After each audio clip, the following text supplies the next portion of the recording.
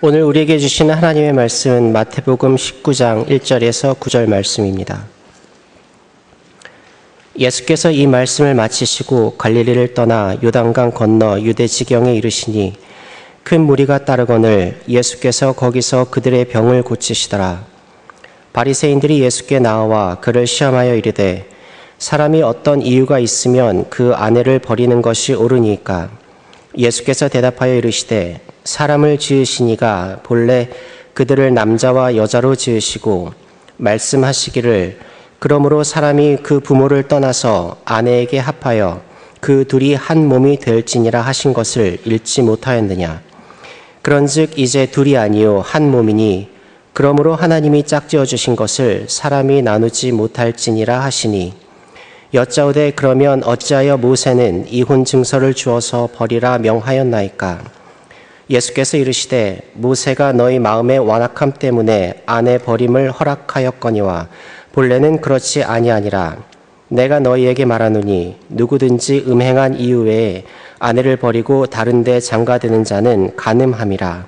이 말씀은 살아계신 하나님의 말씀입니다. 지난주 제가 이 가정에 대한 설교를 마지막으로 하겠다고 이렇게 마음 먹고 또 이렇게 말씀을 전했습니다. 그런데 제 사무실에 이렇게 누가 찾아오셨어요. 그러면서 말씀하시기를 목사님, 정확히 제가 이렇게 그분 표현하신 걸 인용은 못하겠는데 우리 교회도 그렇고 저희 사는데 독신 되신 분들도 많고 또 이혼을 직접 경험하신 분들도 많고 이제 그런 내용이었습니다. 아름답고 바람직하고 소위 말해 정상적이라고 볼 수 있는 가정이 되신 분들도 있지만 그렇지 않은 분들도 꽤 되시는데 그분들을 위한 설교도 좀 해주십시오. 제가 누가 뭐 어떻게 해달라고 그래서 뭐 이렇게 설교하고 안 하고 뭐 이런 사람은 아닙니다만 제가 그 말씀을 듣고 이렇게 깊이 생각하게 됐어요. 제 삶이 가정을 가지고 있고 또 자녀가 있고 이러한 상황 속에 살기 때문에 어떻게 이 가정이 잘 주님 안에서 진행될 수 있겠느냐 이런 말씀을 했죠. 하지만 가정을 이루고 싶지만 이룰 수도 없고 또 상황이 그렇게 여의치 않고 이런 분들은 제 전한 말씀이 어떻게 보면 좀 더 좀 서럽게 느껴질 수 있는 그런 말씀도 될 수 있겠다라는 생각을 해보게 됐습니다. 그래서 그만하겠다고 그러놓고서는 한 주 더 이렇게 하게 됐습니다. 예수만 섬기는 우리 집 5번째 시간입니다. 2번째 기회, 그 앞에 제가 이제 제목을 2번째 기회라고 잡았습니다만 독신과 이혼 그리고 2번째 기회 이렇게 제목을 잡으면 될 것 같습니다. 오늘 말씀은 독신과 이혼에 대해서 기독교는 뭐라고 하고 있고 또 하나님께서 우리를 어떻게 인도하시는가에 대해서 말씀을 좀 나누도록 하겠습니다. 첫 번째 독신입니다.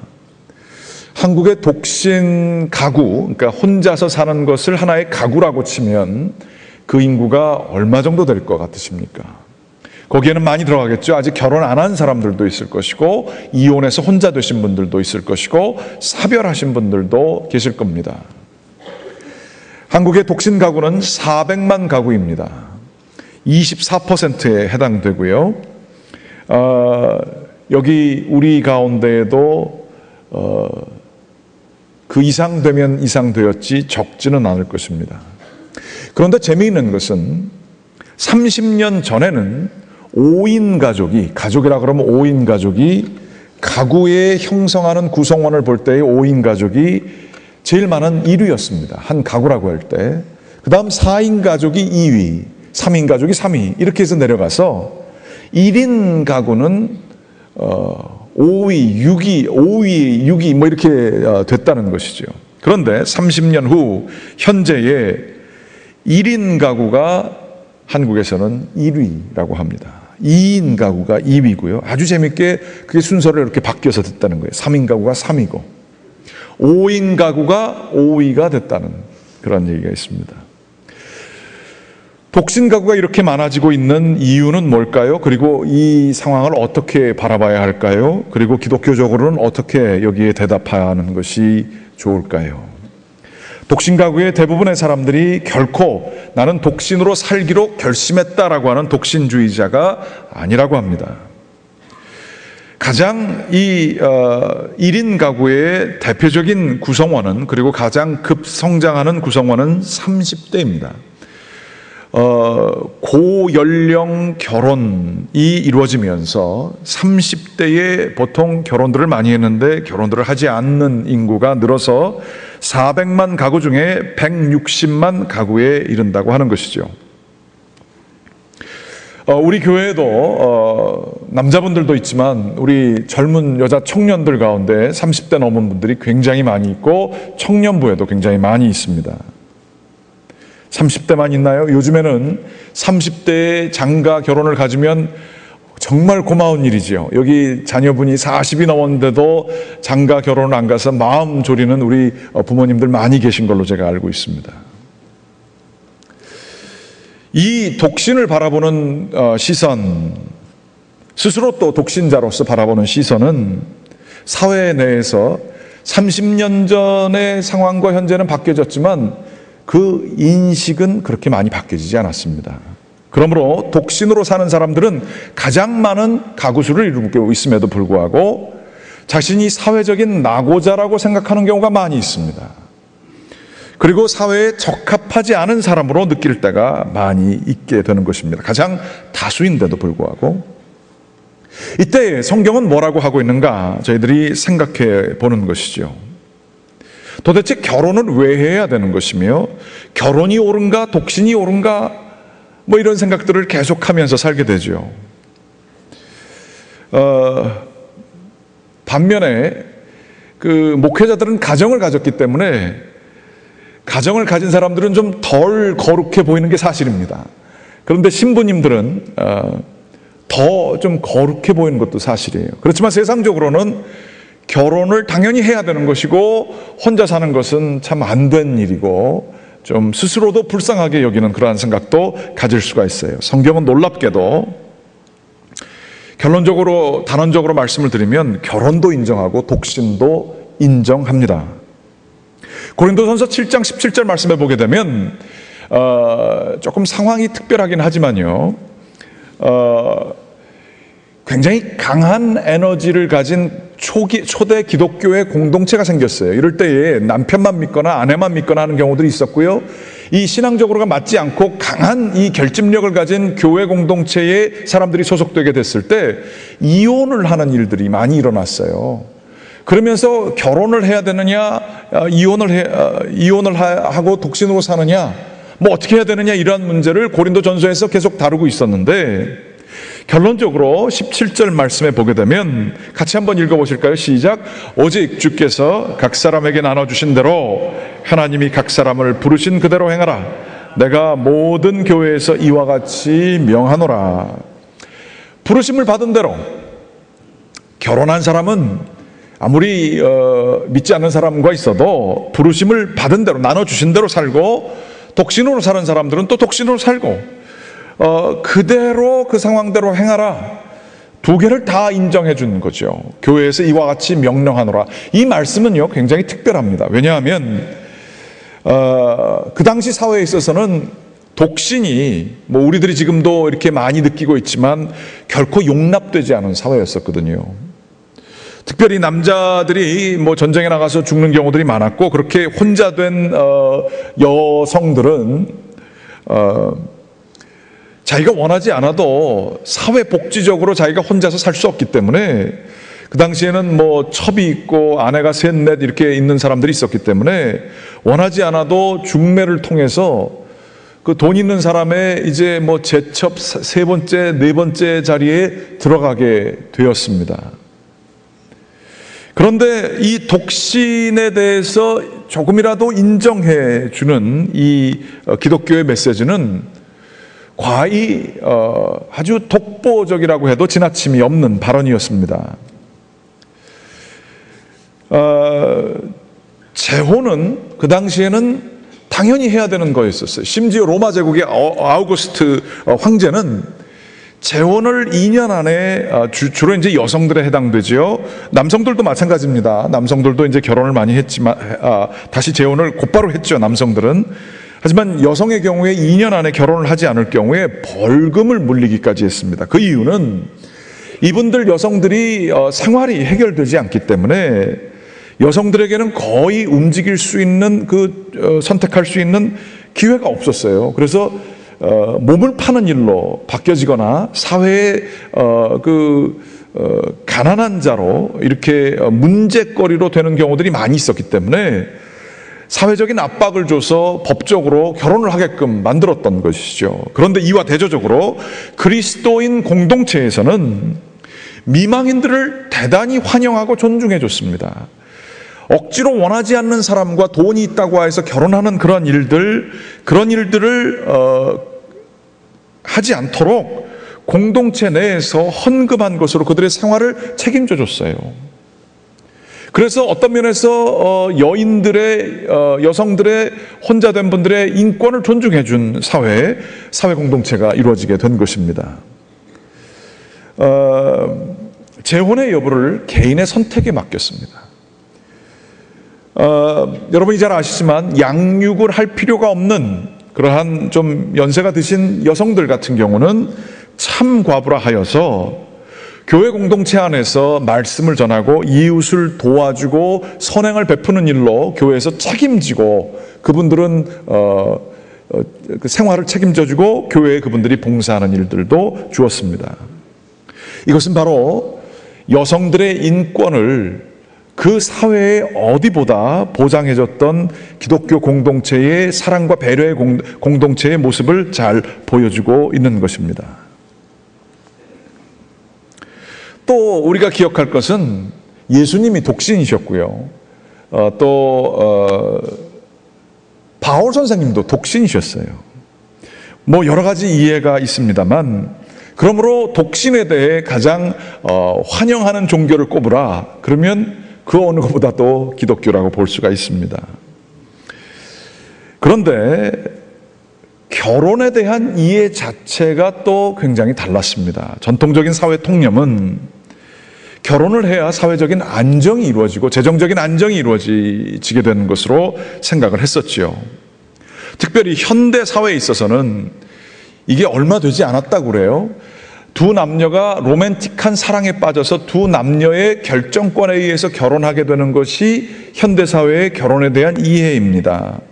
그러면서 성적인 관계의 만족, 그리고 사회적인 안정, 그리고 자신의 자아 실현을 위한 교두보로서의 역할, 이것을 결혼이라고 생각하게 되었다는 것이죠. 그런데 교회는 예전에도 그렇고 지금도 결혼에 대한 이해가 다릅니다. 교회는 결혼을 어떻게 바라보느냐?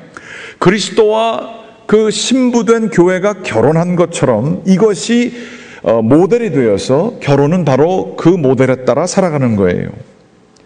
말하자면 사회적인 안정과 경제적인 안정, 성적인 욕구에 채워지는 것을 위한 결혼이 아니라 그 모든 안정과 만족은 하나님께서 채워주신다고 믿는 공동체입니다.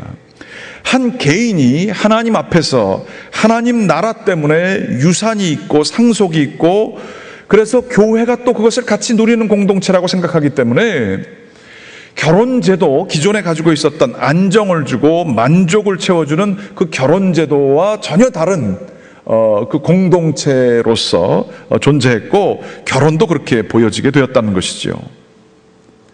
그러니까 다시 말하자면 외로움에 이렇게 혼자 살아가는 거. 독신으로 저도 35가지 독신으로 살아봤거든요. 한국 나이로요. 굉장히 힘들더라고요. 제일 힘든 게 이제 밥 먹는 게 힘들더라고요. 밥을 해 먹는 것도 힘들지만 밥을 혼자서 먹는 게 그렇게 갑자기 막 서러워지고 그럴 때가 많았었습니다. 밥을 누구랑 같이 먹자고 전화를 좀 하고 싶은데 제 친구들은 다 벌써 장가를 가가지고 이런저런 핑계를 대면서 가족이랑 밥을 먹는데 막 그냥 서러운 게 이루 말할 수가 없었어요. 그런데 이러한 외로움에 대한 이해, 독신에 대한 이해에 있어서 성경이 얘기하는 것은 이 모든 영혼 육의 그 외로움을 달랠 수 있는 것, 그것은 영적으로 예수 그리스도와 더불어 깊은 교통이 있게 되면 그 모든 것을 다룰 수 있다고 믿었던 것입니다. 요즘 사는 사람들이 결혼을 안 하는 이유 중에 하나가 결혼에 대한 환상이 있고 이상이 있기 때문에 그렇다고 합니다. 잘못 만나서 실패하면 어떤가, 어떻게 하는가, 이혼에 대한 두려움이 또 많다고 그러죠. 이혼과 결혼에 대한 두려움이 많아서 혼자 그렇게 산다는 것이죠. 저도 되돌이켜보면 그랬던 것 같아요. 더 좋은 사람을 만나야지 잘못 만나다 고생하면 어떤가, 그런 생각이 저를 이렇게 사로잡아서 그러고 살았던 것 같아요. 그런데 성경적인 결혼은 내 욕구를 채워주고 완벽한 상대를 만나서 결혼하는 것과는 전혀 거리가 멀다라고 하는 것입니다. 이런 현대사회의 결혼에 대한 이상을 잘 얘기해주는 하나 농담이 있는데, intelligent, emotionally sensitive, handsome looking and financially stable man. 그러니까 똑똑하고 감성적으로는 굉장히 민감하고 잘생기고 재정적인 능력도 있는 남자를 뭐라 하느냐? 영어로 얘기하기를 rumor, 소문이라고 얘기를 한다는 거예요. 영어로 하셔서 전혀 못 알아듣셨나 보지. 저는 굉장히 재밌었는데 없다는 거죠, 그런 남자. 또 이런 얘기가 있습니다. 해리와 셀리는 20년 동안 매우 행복하게 살았습니다. 그리고 그들은 결혼했습니다. 이런 얘기가 있어요. 이것도 농담입니다. 잘 생각해 보시면 싱글로 살 때는 행복하게 살다가 결혼하고서는 행복이 다 날아갔다는 얘기. 20년 동안 싱글로 살다가. 이렇게 결혼에 대한 막연한 두려움을 가지고 있기 때문에 독신으로 사는 사람들이 꽤 있다는 거예요. 젊은 사람들 중에서 그런 거죠. 그러나 중요한 것은 이 결혼의 그 성서적인 이해는 그리스도께서 사랑하는 신부를 위하여 자신의 몸을 내어주신 것처럼 헌신하시고 섬기는 것이, 또 그분을 닮는 것이 우리 기독교인들의 결혼에 대한 이해입니다. 또 아내된 자들로서 남성에게 순종해주고 존경해주고 따라주고 하는 것들이 자기의 의지와 때로는 상관없을 때도, 동의 안 될 때도 있지만 하는 것이 결혼의 모델이기도 한 것이죠. 그러나 오늘날에는 자아의 실현, 내가 원하는 것을 원하기 위해, 나를 완벽하기 위해 상대를 구하는 그러한 결혼이 되게 될 때에 그 결혼은 같이 산다고 하여도 서로가 너무 불편한 동거 가운데 거할 수가 있는 것이지요. 제가 아는 어떤 분은 연세가 좀 드신 분이신데도 또 그분 삶을 보면 굉장히 남들한테 잘 베풀어 주시는 분이세요. 그런데도 자기 남편을 가르치면서 이렇게 얘기를 하시더라고요. 그 인간에게는 밥을 해주기 싫습니다. 그렇게 얘기를 하시더라고요. 자기가 해줄 수도 있고 충분히 할 수도 있는데 싫다는 거예요. 정말 싫다는 거예요. 자기가 그런 자기가 이해가 안 된대요. 그러면서 저보고 목사님 죄송합니다. 근데 제 상황이 그래요. 마땅히 사랑해야 될 사람끼리 사랑하기보다는 서로 완전한 평행선, 아니 정말로 적대적인 관계 속에서 사는 관계가 너무 많아요. 독신만 외로운 게 아니에요. 독신은 오히려 가능성이라도 있죠. 결혼 속에서 사랑해야 될 사람끼리 사랑하지 못할 때 그 외로움은 제가 들어보니까 상상을 초월하더라고요. 가능성이 없기 때문에. 이러한 결혼은 과연 어떤 의미가 있을까라는 생각을 하게 되지요. 그러나 기독교의 결혼관은 결코 그렇지 않습니다. 그렇게라도 안정을 구하고 애들 키우기 위해서 남들 체면 때문에 살아가는 것은, 우리가 신앙인인데도 불구하고 그렇게 살 수도 있어요. 독신인데도 너무 힘들고 외롭게 살아갈 수 있어요. 이 두 가지가 다 하나님 앞에서 옳은 게 아니에요. 기독교에서 말하는 참된 깊은 관계는 사람에게서 채워지는 게 아니라는 것이죠. 하나님과 더불어서 그리스도 예수의 그 사랑을 알고 영적인 깊은 교제 가운데 있을 때에 혼자 살아도 만족스럽게 살 수 있는 것이고요. 가정에서 그 깊은 교제 가운데 있을 때 서로가 서로를 섬기며 사는 것이 성경적인 이해라 하는 것이지요. 독신으로 산다고 하여서 너무 외로워하지 마십시오. 결혼에 대한 막연한 이상을 가지고 저 사람들은 뛰어난 사람들이고 나는 나고자고 이렇게 생각하지 마십시오. 그리스도 예수를 가지지 못한 자는 결혼했다고 하여도 그렇게 만족스럽지 않습니다. 그리스도 예수가 없다라고 한다면 부러워 보여도 그 가운데에도 스토리들이 많습니다.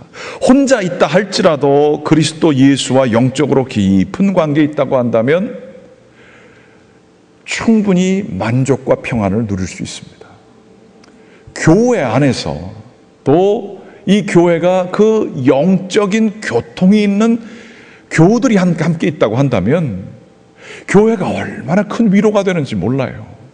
같이 앉아서 이야기하고 삶을 나누고 그러한 영적인 깊은 교제가 있는 상대가 있다고 한다면 굳이 결혼이란 제도 속에 있어야 마치 막연하게 그것이 정상으로 돌아갈 것 같은 생각을 하지 않아도 될 수 있습니다. 오해하지 마십시오. 결혼하신 하고 싶은데 못하신 그런 분들 그분들 보고 하지 말라는 얘기가 결코 아닙니다. 기회 되시면 찾으시면 좋지요. 그렇지만 선행 조건은 그리스도와의 관계라고 하는 것입니다. 제가 아는 지난번에도 말씀드린 적이 있습니다. 그 당시에 한 80 중반 되신 혼자 사시는 할머니가 계셨어요. 아들도 2차 저차한 사연 때문에 혼자 되셨어요. 아들도 그때 한 거의 60 되셨죠. 그러면서 한국 가서 편하게 사실 수도 있는데도 그 아들 걱정된다고 미국에서 사셨는데 그 아드님이 출장이 굉장히 많으셨어요. 그래서 이분이 혼자 계실 때가 많으셨습니다. 근데 유난히 그 집이 이렇게 좀 어둠침침하고 나무들이 많은 집이었어요. 그래서 그 할머니가 염려돼서 이렇게 몇 번 이렇게 자주 방문한 적이 있었습니다. 그런데 갈 때마다 느꼈던 것은 그분 집을 방문하고 문을 열고 들어가게 되면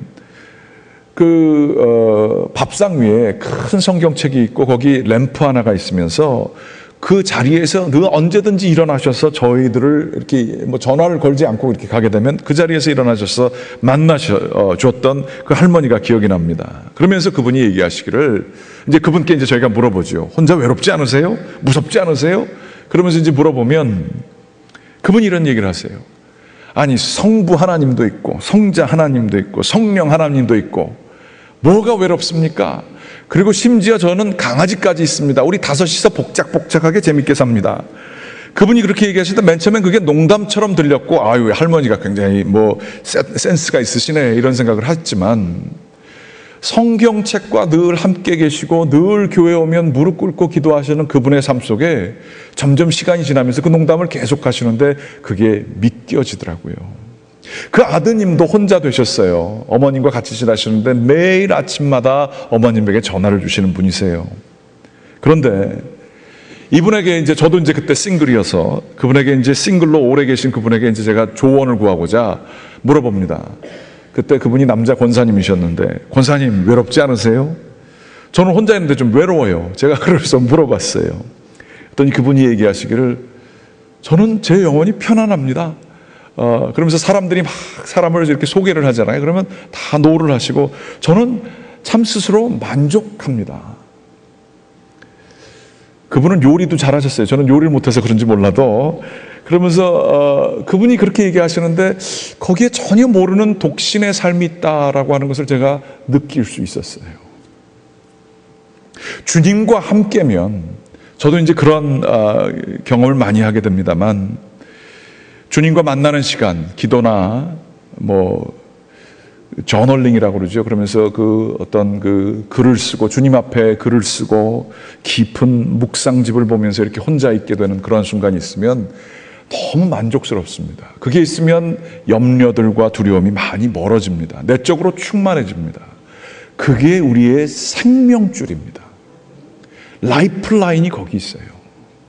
근데 자꾸 외로워가지고 사람하고 풀려고 그러고 막 이렇게 사람에게 기대를 하고 그게 채워지지 않아서 그 사람을 만족스럽지 않은 사람 때문에 그 분노함으로 외로움을 달래릴 수도 있어요. 거기에는 주님이 주시는 평안함이 없습니다. 두 번째, 이혼입니다. 2013년도 한국의 혼인과 이혼 통계를 보면 이렇습니다. 한 해 동안 결혼한 사람이 32만 건이 있었다고 그래요. 매년 1.1%에서 1.5%씩이 감소된다고 그럽니다. 그런데 이혼은 11만 4천 건으로 0.7% 증가했고요. 매년 조금씩 증가한다고 그럽니다. 다시 말하자면 100쌍이 결혼을 했다고 한다면 한 해 100쌍이 결혼했으면 36쌍이 이혼한 거죠. 한국에 이혼한 사람들이 이 통계에 따라 지금 거의 30%가 된다고 하는 얘기예요. 이혼이 이제는 남의 얘기가 아닙니다. 이 가운데에도 이혼을 경험하신 분들이 있고요. 우리의 생각은 여전히 과거에 이렇게 있기 때문에 이혼한 경력이 있으면 그거 누구한테 얘기도 못 합니다. 그리고 그것 때문에 숨기게 되고요. 마치 큰 죄를 진 사람처럼 사회적으로 이렇게 하나가 되는데도 힘듭니다. 성서는 그럼 과연 결혼과 이혼에 대해서 뭐라고 얘기할까요? 성서는 창세기에 있는 것처럼 잘 아시는 것처럼 하나님이 짝지어진 것을 사람이 나눌지 못할 것이니라 말씀하십니다. 성경은 결혼이 결코 두 사람이 어떤 국가의 법상으로 이루어지는 것이라고 얘기 안 합니다. 하나님께서 뜻하신 바가 있으셔서 하나님이 짝지어 주셨다라고 얘기를 하고요. 사람의 의지로 그것을 깨서는 안 된다라고 얘기를 하고 있습니다. 이 얘기는 모든 기독교인 결혼식마다 얘기를 하지요. 또 고린도전서 7장 10절서부터 11절 말씀에는 아까와 같은 상황입니다만 이렇게 얘기하고 있습니다. 같이 한번 읽어보실까요? 시작. 결혼한 자들에게 내가 명하노니 명하는 자는 내가 아니요 주시라. 여자는 남편에게서 갈라서지 말고 만일 갈라섰으면 그대로 지내든지 다시 남편과 화합하든지 하라. 남편도 아내를 버리지 말라. 이렇게 얘기하고 있습니다. 가능한 한 이혼하지 말라라고 하는 게 성경의 전반적인 가장 큰 원칙입니다. 또 말라기 2장 10절 말씀엔 이런 얘기가 있습니다. 같이 한번 읽어보시겠습니다. 시작. 이스라엘의 하나님 여호와가 이르노니 나는 이혼하는 것과 학대로 옷을 가리우는 자를 미워하노라. 만군의 여호와의 말이니라. 나는 이혼하는 자를 이혼을 미워하노라 이렇게 얘기를 하십니다. 성경은 원칙적으로 이혼을 금하고 있습니다. 그런데 성경은 또한 예외적으로는 이혼을 허락해주고 있습니다. 결혼만큼 이혼이라고 하는 제도도 오래되었습니다. 성경도 모세가 이혼을 하도록 이혼 증서를 줘서 주로 이제 여자들이 이혼 증서를 받죠. 그 당시에는 여자가 그 당시에는 동일한 인격체라기보다는 당시의 사회상으로서는 여자가 남성의 사적인 재산의 일부라고 여겨졌어요. 그런데 이혼 증서를 준다라고 하는 것은 이제 그 사람에게 소속되지 않은 이러한 사람이라 이렇게 그런 것을 보여주는 것이죠. 주로 부모님이 살아계셨으면 부모님께로 돌아갔지만 부모님이 살아계시지 않으면 그 사람들은 사회적인 거렁뱅이가 되거나 매춘으로 빠지는 옵션밖에 거의 없었습니다. 싱글맘이라고 하는 것이 참 쉽지 않았던 사회였었습니다. 그때에 이혼 증서를 주라고 하는 제도를 모세가 얘기했던 거죠. 성경에 얘기하는 이혼이 가능한 게 두 가지 종류가 있습니다. 한 세 가지 이렇게 현재 상황까지 보면 볼 수 있는데 첫 번째 건 좀 빨리 얘기를 하면 이렇습니다. 고린도전서 7장 16절부터 17절까지 나온 얘기는요. 이렇습니다. 믿지 않는 사람이 이 아내나 남편이 교회 신앙생활을 해요. 그런데 그것 때문에 박해를 하고 그래서 갈르자고 얘기하거든 갈라와 이렇게 얘기를 하고 있어요. 이것도 잘못된 메시지로 가지 않게 되기를 원합니다. 내 남편이 교회 나가지 못하게 하는데 그 인간이랑 가뜩이나 기분도 안 좋은데 갈라서야지 뭐 이렇게 이용되지 않기를 원해요. 그렇게 이혼을 먼저 하려고 있는 사람들 있으면 갈라라 이렇게 얘기를 하지만 그러나 라고 그 다음에 말씀을 하세요. 15절 말씀에 보면 하나님은 화평 중에 너희를 불렀다라고 얘기하시면서 곧바로 얘기하시기를 아내된 자들이여 네가 남편을 구원할 수 있을지 어찌할 수 있겠느냐 쉽게 이혼하려고 생각하지 말아라. 그 구절이 곧바로 나옵니다. 남편 된 자여 내가 네 아내를 구원할지 어찌할 수 있으리요. 미래에 대해서 모른다는 거예요. 그것을 결코 포기하지 말라는 거죠. 핍박을 받고 박해를 받는다 할지라도 그러면서 아까 읽었던 그 말씀이 나오는 거예요. 주어주신 대로 그 주어진 현상대로 같이 살라 이렇게 얘기를 하는 거예요. 그래서 뭐 얼핏 보면 허락 같지만 그 이혼에 대해 믿지 않는 자들이 먼저 막 이혼하자고 막 그랬을 때에 가능하기도 하지만 그것도 참아라라는 메시지가 이제 첫 번째 얘기고요. 두 번째 경우는 음행의 경우입니다. 오늘 말씀 속에 나와 있습니다. 마태복음 19장 6절서부터 9절까지 있는데 이런 내용입니다. 모세가 이혼 증서를 써주라고 7절 말씀에 보게 되면 바리새인들이 얘기를 합니다. 이런 게 있지 않습니까? 이 상황 맥락은 이렇습니다. 말하자면 예수님이 이혼에 대해서 굉장히 보수적인 발언을 하셨어요. 이에 대해 이 바리새인들은 예수님을 시험에 빠뜨게 하려고 당신의 얘기가 옳으냐 모세의 권위가 더 옳으냐 이것을 대립시킨 거예요. 그래서 예수님을 좀 그 함정에 빠뜨리려고 했던 마음이 있었던 거죠. 그 이야기의 근거는 신명기 24장 1절 말씀에 나옵니다. 그거 한번 좀 읽어보시겠습니다. 시작. 사람이 아내를 맞이하여 데려온 후에 그에게 수치되는 일이 있음을 발견하고 그를 기뻐하지 아니하면 이혼 증서를 써서 그의 손에 주고 그를 자기 집에서 보낼 것이요. 이 성경 말씀에 수치되는 일이 있음을 발견하고 수치되는 일이 뭐냐? 요거에 대한 논쟁이 바리새인들 가운데에 있었던 거예요. 그 당시에 최고 성경학자들끼리 얘기를 한 겁니다. 여인을 데려왔는데 수치되는 일이 뭘까? 이거 지금으로 얘기하면 이제 반대로 될 수 있어요. 여성이 남성에 비해서 수치되는 일이 뭘까 생각을 하는 거죠. 보수적인 바리새파 사람들은 이거는 음행한 일 위에는 아니다라고 얘기를 하고 있었고요. 여기에 바리새인들 중에 조금 진보적이라고 볼 수 있는 힐렐 학파 들어보셨죠? 이 사람들은 이 수치되는 일이 여러 가지 종류가 있다고 봤어요. 거기에 뭐까지 들어가냐면 여자가 자꾸 그릇을 깨는 경우, 이것도 수치되는 일에 들어간 거예요. 말하자면 그릇을 자꾸 깨기 때문에 재산에 손실이 간다 이거예요.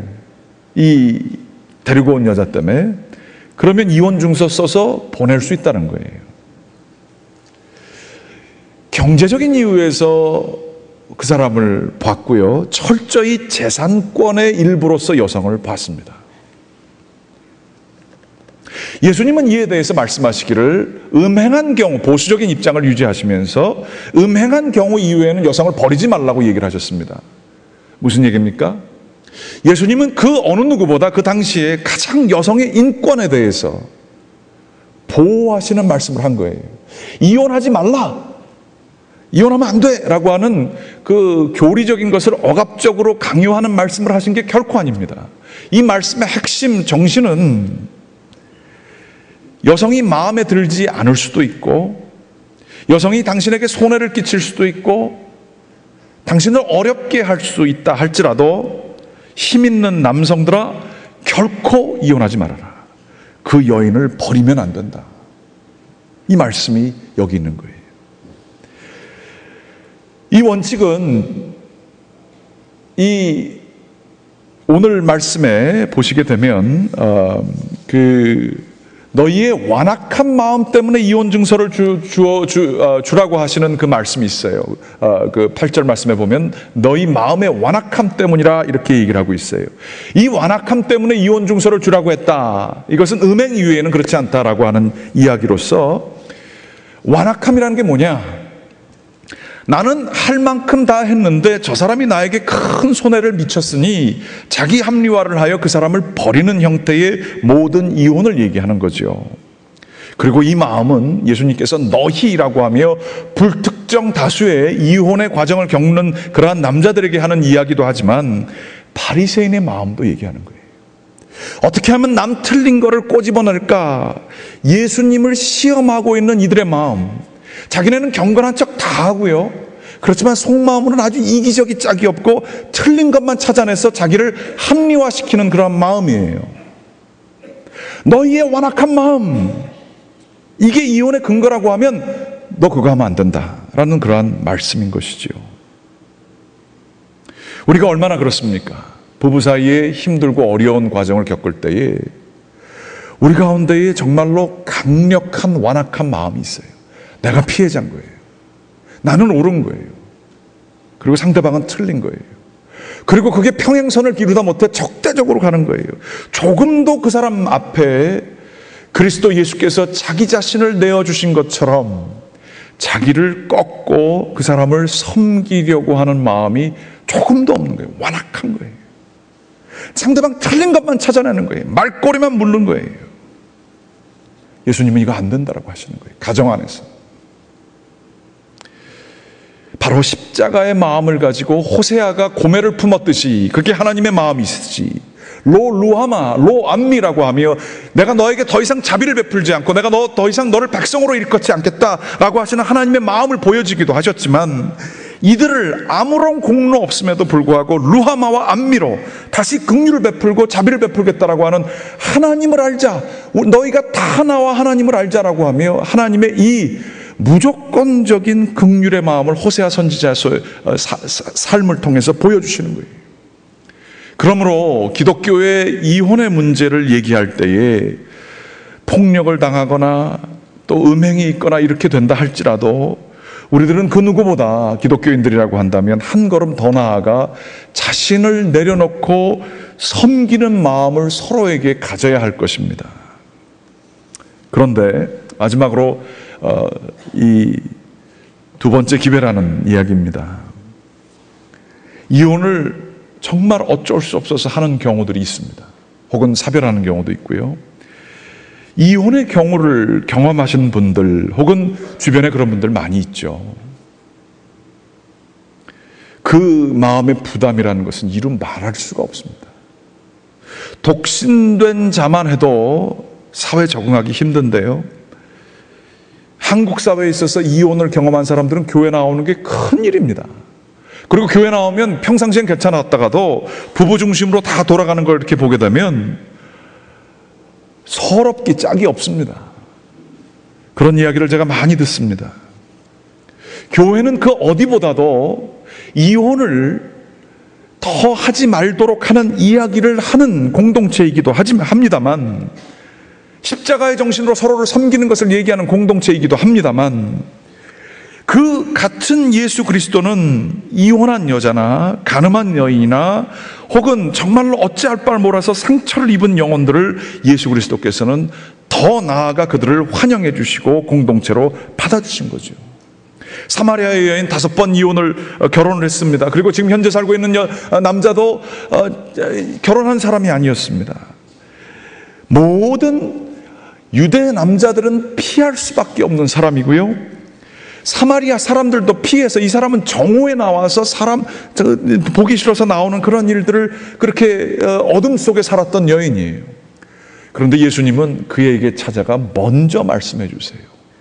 그리고 예수 그리스도와 교통을 한 그 여인은 다 열어놓고 동네로 맨발로 뛰어가 내가 메시아를 만났노라고 전달하게 되어집니다. 혼자 살고 어둡게 살고 계신 그러한 경우에 예수 그리스도는 그들을 해방시켜 주시는 분이세요. 그러므로 우리 교회는 그 누구보다도 더 민감하게 혼자 계시는 분들에 대해 그렇다고 하면 과도하게 할 필요는 없지만 정죄하지 않는 마음으로 환영해야 될 필요가 있습니다. 뒤에서 수군거리는 것 절대 하면 안 됩니다. 그들과 함께 예수 그리스도로 만나주는 것, 이것이 바로 우리들이 해야 할 일들인 것입니다. 교회는 그러므로 예수 그리스도가 모든 것의 해법입니다. 독신인 경우 예수 그리스도와 긴밀한 교제 가운데 있을 때에, 결혼하는 것도 마찬가지지만 그분이 우리를 온전하게 해주시는 것이지요. 그분이 우리의 결혼을 온전하게 해주시는 것입니다. 이혼을 해야 되느냐 말아야 되느냐 불편한 동거 가운데 있는 사람들에게도 예수 그리스도의 십자가는 우리를 새로운 생명으로 인도해 주십니다. 뿐만 아니라 정말 사람들 속에서 상처를 받고 어찌할 바를 모르며 외로움 가운데 있는 사람들에게 예수님은 해방을 선포해 주시고 자유를 주시는 좋으신 분이십니다. 이 예수 그리스도는 우리가 가장 숨기고 싶어하고 가장 얘기하기 힘들어하고 가장 어려워하는 그 문제, 그 어두운 곳, 그것을 방문해 주시고 해결해 주시는 분이 바로 우리 주 예수 그리스도이십니다. 여러분의 문제를 우리 주 예수 그리스도에게 가져가시고 표면적으로만 신앙생활하는 게 아니라 주님과 깊은 곳에서의 만남이, 정말 뜨거운 기도가, 주님과 깊은 속마음이 이루어지게 되는, 관계가 이루어지게 되는 저와 여러분들 되시기를 주님의 이름으로 간절히 기원합니다. 기도하시겠습니다. 하나님 감사합니다. 주님께서 저희들을 붙들어 주시고 인도해 주심에 감사를 드립니다. 주님, 모든 것이 주님 안에서 치유를 받고 담대함을 가지고 자유하게 나갈 수 있음을 믿습니다. 주여, 저희가 1인 가구이건 5인 가구이건 주 예수 그리스도 안에서 만족된 관계를 가지고 영적으로 채워져서 세상을 이길 수 있는 저희들 될 수 있도록 인도하여 주시옵소서. 저희들을 붙들어 주시옵기를 간절히 간구하며 예수 그리스도의 이름으로 기도드렸습니다. 아멘. 다 같이